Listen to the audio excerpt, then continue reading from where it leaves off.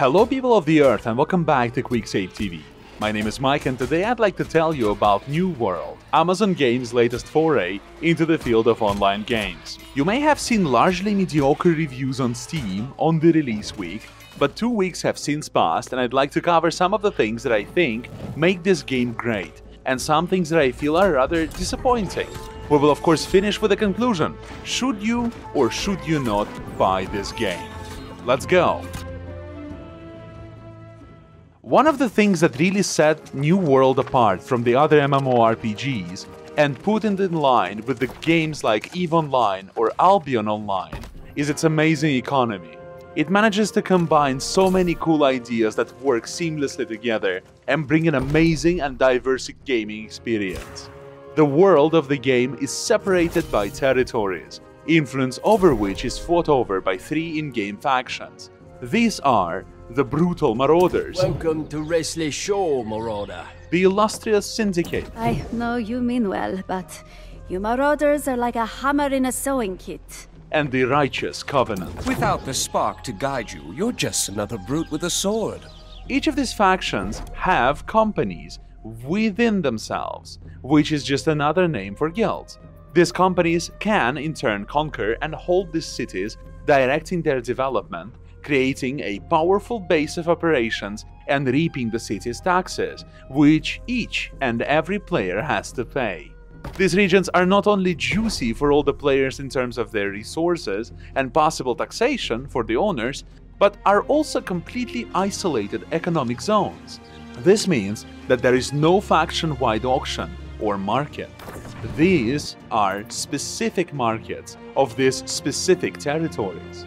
It is completely normal to find crazy high prices on cloth and fiber in the Monarch's Bluffs, as they are rare there, while finding a completely tanked price on the same item in the neighboring Windsward. This creates so many opportunities that your mind just goes wild. You can and should choose your city based on a variety of factors. You can sell specific items in specific cities to maximize your profits.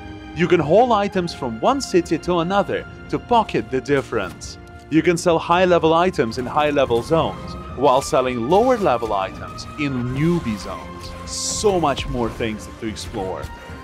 This system creates a clear incentive for PvP, but it also influences the PvE life of the server. Depending on your faction, you will either have a good time or a very bad time, depending on your faction's military might. Let's go, boys! The combat system of New World is very basic compared to something like World of Warcraft, and it reminds me of something like League of Legends, only even more streamlined. There are only 3 available slots for active abilities on your chosen weapon, out of 6, and you can choose 2 of these weapons, totaling 6 abilities. There are 11 different weapon types, as well as 3 different armor classes, making it a total possible amount of a lot of possible classes that you can choose to play. For instance, I am currently playing as a heavy armor, sword and board, and spear, making me a very durable crowd control focused tank / bruiser. My friend plays a light armor, musket and rapier, making him something like a glass cannon, ranged damage dealer / duelist. There are many possible combinations, each a little different from the last, and each with the skills that you choose to slot. All that makes for a cool and easy to use fighting system that even your grandmother would understand and would probably beat your ass in. All that noise is just a bunch of numbers though. The real game is very fluid and very fun to play with and explore. The combat is non-target and dynamic. It's fun and rewarding when you succeed, while deadly and punishing when you fail.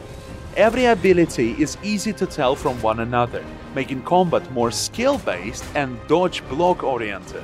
A stark difference from most MMOs that I've played, where you have lots of active abilities and the fight gets hella confusing. Everything is massive, but tightly integrated too.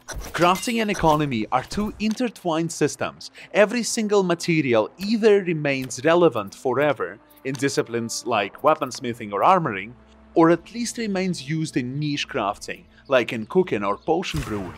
Every city has something interesting to offer, be that fun quests or territories to explore. You can buy houses and furnish them to get in-game bonuses. There's just so much to do. PvE and PvP exploration are often centered around control, resources and pressure. You are never forced to take part in PvP, but it is hugely rewarding when you succeed for all the allies, regardless of their chosen gameplay style. Territories feel massive and fun to explore. They are memorable and well crafted. Locations that you visit are very easy to memorize and even navigate without a map, which is just mad because some of them are also spanning several kilometers squared each. On the flip side, there have been quite a lot of issues with the game. It's not the worst launch I've ever seen, not even a really bad one, but some issues are a massive pain in the neck.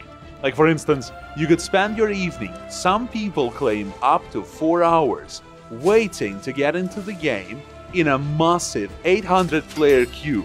Or you could be locked out of playing with your friends, because their server became completely locked to avoid overpopulation. There are some other problems, and some of them really ruin the experience some of the time. But these issues are not very widespread, and I have confidence that the devs will address them, hopefully soon enough.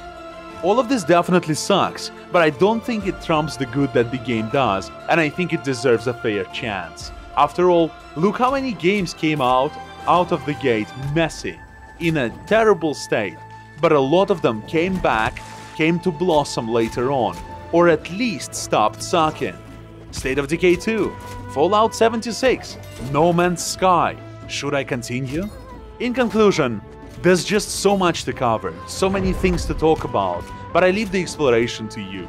For you will be a guest in this land, and it will be up to you to explore its territories, overcome its perils, and reap the just rewards. Funny thing, I didn't even plan to get into New World, but several good friends recommended that I do, and I'm really grateful for that. Shout out to Makaham and the Hitman for helping me get into this game.